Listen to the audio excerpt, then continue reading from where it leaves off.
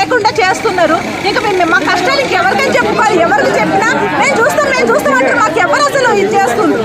ఇప్పుడు మేము రోడ్డు మీద వచ్చి ఉన్నాము, మాకు ఎవరు అసలు దిక్కు దివారం ఎవరు, ఇంత నష్టపోయినాము, మాకు ఎవరు ఇస్తారు ఈ నష్టాన్ని, ఎవరు కొడుతారు?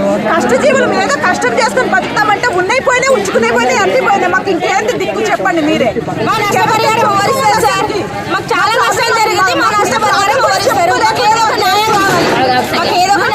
ఒక నోటీస్ కూడా రాలేదు కూలగొడుతున్నామని. వస్తువులు మున్సిపాలిటీలు వస్తున్నారు, అమ్మ కూలగొట్టేస్తారంట, రోడ్డు పెద్దలు చేయాలంటే కూలగొట్టేస్తారంట అని చెప్తే మేమేమన్నా రోడ్డు పెద్ద కావాలంటే మా ఒక్కతే కాదు చివరి